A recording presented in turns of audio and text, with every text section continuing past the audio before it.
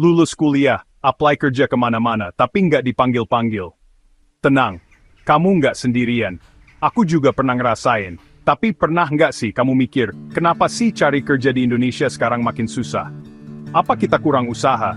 Atau sistemnya yang emang ribet?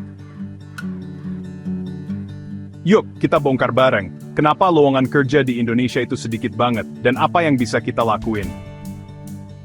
Setiap tahun, Indonesia tuh ngeluarin lebih dari 3 juta lulusan baru. Tapi jumlah lowongan yang tersedia jauh lebih kecil. Hasilnya, persaingan super brutal. Bahkan buat posisi yang sederhana aja, pelamarnya bisa ratusan, bahkan ribuan orang.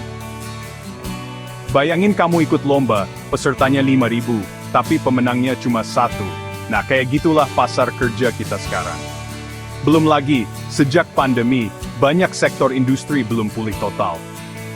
Ribuan pabrik tutup, perusahaan-perusahaan mulai PHK besar-besaran. Kenapa? Permintaan turun, biaya naik, ekonomi global juga nggak stabil. Jadi, bukan cuma lowongan baru yang seret, karyawan lama pun banyak yang kehilangan kerjaan. Terus, teknologi juga makin gila. Banyak kerjaan manusia diganti robot atau software. Kasir diganti mesin self-service, CS digeser chatbot, bahkan content writer mulai disaingi AI. Emang sih, otomatisasi itu efisien buat perusahaan, tapi di sisi lain, ngurangin kebutuhan tenaga kerja manusia. Dan ini bukan cuma di pabrik, tapi juga di kantor-kantor. Masalah lain, skill mismatch. Banyak yang kuliah atau sekolah nggak sesuai sama kebutuhan pasar. Akhirnya, ilmu yang dipelajari nggak kepake. Kayak, kamu belajar teori ekonomi, tapi ternyata yang dicari perusahaan itu data analyst, digital marketing, atau skill teknis lain yang nggak pernah kamu pegang sebelumnya. Sistem pendidikan kita juga belum catch up. Banyak sekolah, apalagi SMK, kekurangan fasilitas, pelatihan industri minim, kurikulumnya jadul. Padahal, SMK itu seharusnya jadi penghasil tenaga siap kerja. Tapi kenyataannya, lulusan SMK pun sering kesulitan bersaing. Untung sekarang, mulai banyak pelatihan online yang lebih praktis dan relevan. Pemerintah sebenarnya udah coba banyak hal, kartu prakerja, pelatihan digital, job fair online. Tapi, jujur aja, itu belum cukup.